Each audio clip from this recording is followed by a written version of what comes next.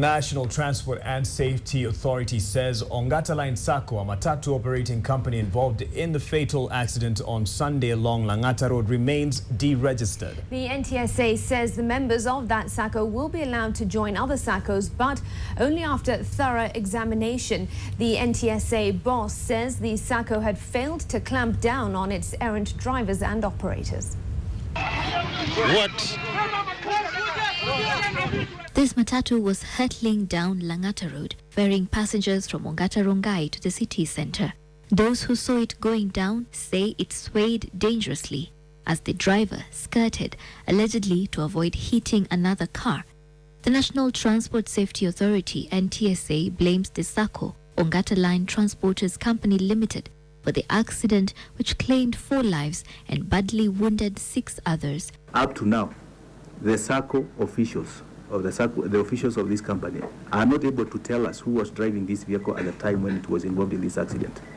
Again, it clearly demonstrates that the sacco has completely no control on the management of the vehicles belonging to their sacco.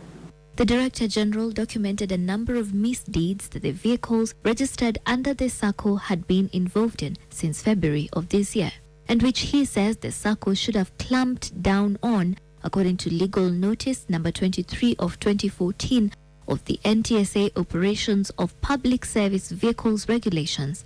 And even though the sacco itself says it had tried but failed to take action against some of their bad-behaving members. One of the powers that the sacco has is to expel errant members who are not able to conform to traffic regulation. This sacco did not do anything to that regard. And when we had a meeting with them yesterday and asked them why didn't they take action on the vehicle that they've been complaining that they have no control over, they say that they have loans that the sacco had guaranteed. The Ongataline sacco stands deregistered as a public transport service provider. We will give them the opportunity to decide to join other saccos and companies. But we also want to tell those who are receiving them to ensure that they have checked the record of the drivers. If they need any clarification for us to see whether they have any outstanding issues, they can do that.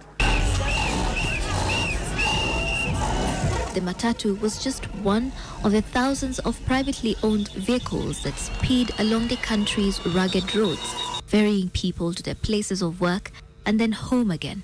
They are the backbone of the country's transportation system, the free market answer to the lack of a proper public transport system. Let matatus, all of vehicles have one color identified, and that is what's happening in all the other countries. And discipline will be in our routes.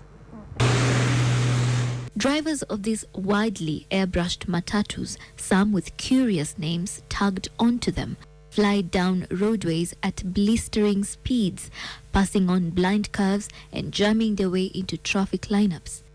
We are trying that also with point system, so that as you break the laws, we reduce your points, as is done in the developed economies. If it reaches 0, we just get you out of the road. But in a nation where road rules are apparently advisory, getting anywhere is sometimes a death-defying experience. It costs a pretty penny to make them look all flashy, and all this to get ahead of the cutthroat competition for passengers. But there's been measures before to stop them.